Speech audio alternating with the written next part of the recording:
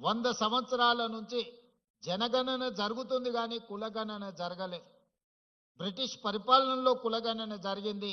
మళ్ళీ 100 సంవత్సరాల తర్వాత మొట్టమొదటిసారి తెలంగాణ రాష్ట్రంలో జనగణనతో పాటు కులగణన చేసి ఎవరు ఎంతమంది ఉన్నారో వాళ్ళ దామాషా ప్రకారం వాళ్ళకు నిధులను ఇవ్వాలి, ప్రభుత్వ పరంగా అవకాశాలు ఇవ్వాలి అని ఈరోజు కులగణనను కూడా పూర్తి చేసి వాళ్లకు రాజకీయంగా విద్య, వైద్యంలో ఉద్యోగ ఉపాధి అవకాశాలతో పాటు రాజకీయ అవకాశాలు కూడా కల్పించాలని మన ప్రభుత్వము ఈరోజు సమగ్ర కుటుంబ సర్వే పూర్తిగా చేసి ఈరోజు సిపెక్ సర్వే ద్వారా డేటా యాక్యురేట్గా ఈరోజు మన రాష్ట్ర ప్రభుత్వం డిప్యూటీ సీఎం ఉప ముఖ్యమంత్రి గారు బట్టి విక్రమార్క గారి నేతృత్వంలో మన ప్లానింగ్ డిపార్ట్మెంట్ సిపెక్ సర్వే చేసి ఈరోజు తెలంగాణ రాష్ట్రం మొదటి రాష్ట్రంగా నిలబడ్డది.